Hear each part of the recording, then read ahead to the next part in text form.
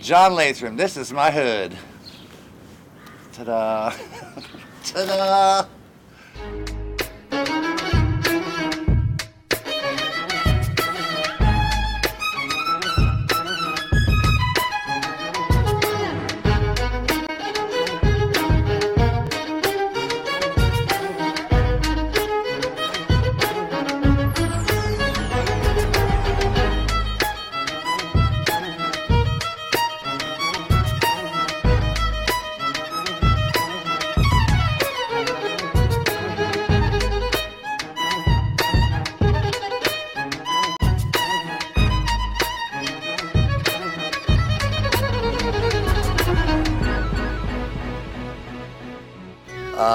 Well, when I moved here, every single house had a family in it, and now there's 3 of us left on the street. 1, 2, 3 of us left on the street.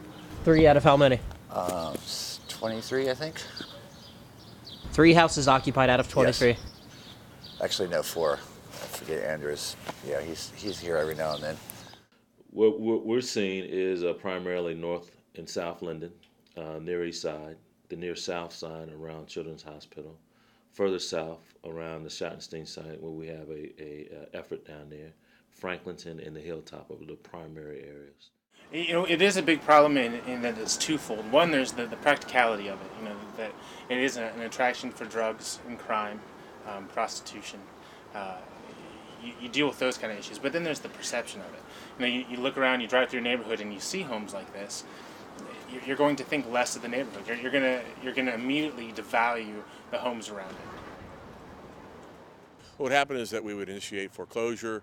This property would go through the entire foreclosure. All the parties related to the property would be notified and given an opportunity to pay the taxes and get current on the property.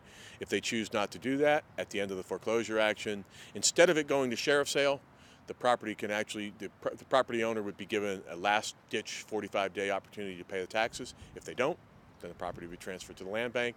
At that point, then the land bank can decide whether it's makes sense to rehabilitate the property or whether it makes sense to just simply demolish it and clear the site. Oh, I don't think a slap on the wrist and a fine is sufficient for a property that's going to fall down and kill a child.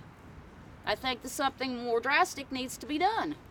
And when you say these things to city council members or to township trustees, what do they say back to you? You're right. But one of the benefits to this, and there actually is a benefit, is that it has made property cheaper to acquire for organizations like the Franklinton Development Association. So because the property values are less as we are acquiring them, we're able to put more subsidy in the houses, make them a better quality, allow people that do have some mobility within Franklinton to move up and not out, and also to bring people in and get them in a better housing stock. If it doesn't clean up, you know, if we don't get some of these houses either tore down, I know Habitat for Humanity is working on either street on either side of Myrtle Avenue. I would like to see that happen on this street in this block. This is the worst block in probably, 500 yards of this, this area. But I can't sell my house as it stands now.